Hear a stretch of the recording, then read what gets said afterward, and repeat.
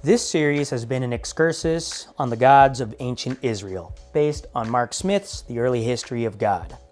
Today is part 6, the final one in our series. Let's review our cast of characters, shall we?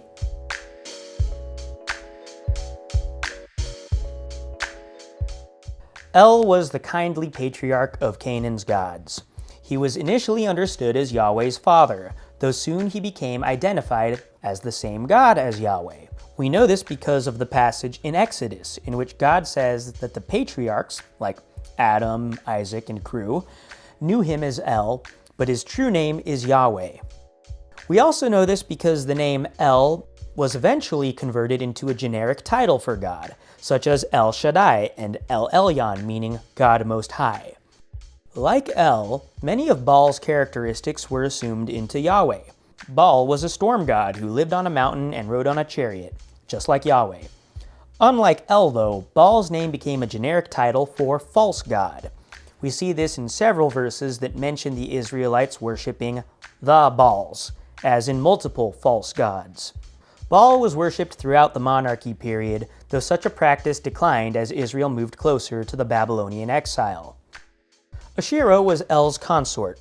She was associated with healing, and though there's not much evidence that she was directly worshipped by the Israelites during the monarchy, her cultic symbols, wooden poles, also called Asherahs, were kept by rulers and even in the temples, much to the frustration of the prophets. Like Baal, the term Asherah generally came to generically mean goddess, as in, once again we read passages where the Israelites are described as worshipping their Asherahs, as in multiple goddesses. Anat was a warrior goddess. There aren't too many connections between her and Yahweh, though some of the language used to describe his gruesome warrior tactics was ripped straight from her descriptions. Let's address an elephant in the room here. Does this mean that the Israelites plagiarized everything they know about God from the Canaanites? Does this detract from the uniqueness of the Judeo-Christian tradition? Does this undermine our special divine revelation? No. All this means is that the shift from polytheism, meaning multiple gods, to monotheism, meaning one God, was not as abrupt as it was a gradual, organic process. It confirms that the earliest Israelites understood God as El, which is affirmed in the Bible, and that El was eventually identified as Yahweh, which is also affirmed in the Bible. It confirms that despite the prophet's warnings, Israelites continued worshiping other gods and goddesses. Also in the Bible, it means that God works through religions we traditionally do not include in the Judeo-Christian lineage, which frequently happens in the Old Testament, such as when the non-Jewish priest Melchizedek blesses Abraham. Basically, new research shows that we need a more nuanced understanding of how Israel arrived at the conclusion that there is only one God, but it by no means undermines the Judeo-Christian tradition. Speaking of which, I think it's time to lay down a timeline for how and when this shift happened. In Israel's earliest days, as in before Judges, Israel's immediate neighbors usually had less than 10 deities each.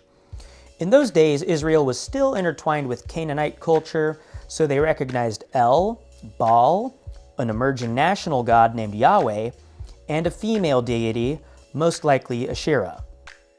The Israelites also recognized a divine council and a realm of deceased ancestors who they would communicate with.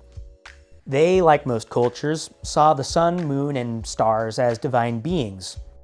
Around the Judges time period, probably around 1200 to 1000 BC, Yahweh was identified with El, and worship around Baal was tolerated.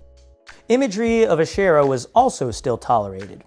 By this time, Israel was recognized as a distinct people, which we can glean from archaeological evidence from around the time. Yahweh had a covenant relationship with his people.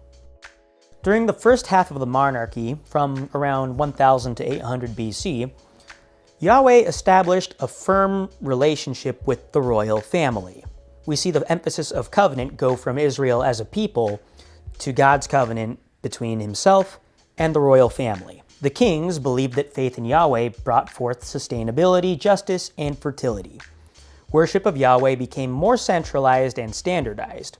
This meant Yahweh's laws began getting codified, written down even. Scholars believe that up until this point, the Israelites had largely transmitted teachings orally. The dawn of writing led to a more legalistic understanding of the law. Devotion to Yahweh alone was encouraged, and the importance of Jerusalem and its temple emerged from around this time. In return, Yahweh would protect Israel during international conflicts as well as conflicts with other gods. That said, some older cultic practices were preserved and tolerated, such as keeping Asherahs in the temple, referring to Yahweh in ways Canaanites used to refer to Baal, and death practices like necromancy and feeding the dead. Several kings and queens strayed from the ideal of worshiping Yahweh alone, such as King Ahab and Queen Jezebel, and the prophets opposed them for it. The second half of the monarchy, from around 800 to 587 BC, brought forth more explicit condemnations of other gods, as well as the end of death rituals like necromancy. By this point, the law was getting quite centralized, especially thanks to kings like Josiah. With his rediscovery of Mosaic law, the Ten Commandments were cemented as the cornerstone of ethics. By the time of the Babylonian exile from 587 to 538, the Israelites recognized one God, Yahweh. He was no longer the best God or the primary God. He was the one and only God. Now, as the Jews were torn from their monarchy via the exile, the focal point of their worship shifted from God as a national guardian who was mediated by monarchs to God as a mystical protector who was mediated by the temple. And that wraps up our investigation of the gods and goddesses of ancient Israel. I hope you found this series informative, because our next series will ambitiously tackle an overview of every book of the Bible from a Catholic academic perspective. And a special shout out to Professor Bradley Gregory from the Catholic University of America for not only reviewing this series for me, but also introducing me and quite honestly fascinating me with the world of ancient biblical studies. He was one of the best professors I ever had at Catholic U, so thanks Dr. Gregory for reviewing this. Until next time everybody, God bless you.